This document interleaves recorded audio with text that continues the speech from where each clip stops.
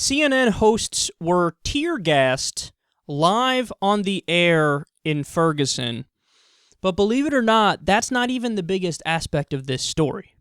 Because there's a woman who was having a medical emergency. Some say it was a heart attack. That's not confirmed. But there was some sort of a medical emergency that a woman was having.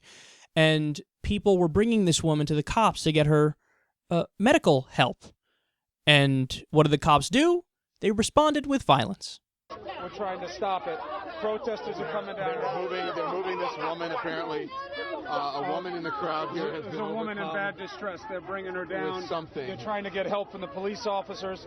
The police officers are taking her. Tear gas. Tear gas. There's tear gas just dropped right near us. It's going to get very bad here if we don't have masks. Yeah, so they're throwing it back. There are a lot of beanbags being shown at tear gas. We'll go to Susan Hendricks right now. The cops pretended that they weren't using tear gas, and they said it was smoke.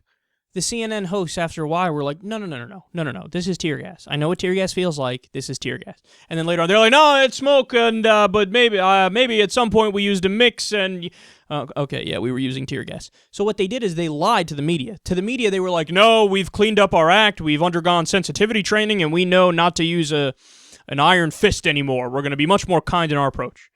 Turns out that's not true. Now, understand something. In some cases last night, did it make sense for the police to be somewhat heavy-handed? Yes, absolutely. There were plenty of examples of really bad looting going on, without a doubt. But here's the problem. They clearly are unable to delineate between the peaceful protesters, and people who need help, and people who are aggravated and who are being violent. You have to be able to make that distinction, man. You have to be able to make that distinction, and they couldn't make that distinction. And this is evidence of it right here. I mean, you see the cameras right there by the people. The assumption was immediately, the black people rushing towards us, they must be violent. Attack. And doesn't that tell you pretty much everything you need to know about the mindset of the police in Ferguson? That, no quick movements. No quick movements, black person. We think you're guilty already, so don't move fast. It's like, dude, okay, but this specific person we're talking about is having a medical emergency. Use your eyes and your brain for a second. Take in information before you come to a conclusion. I know, a radical idea.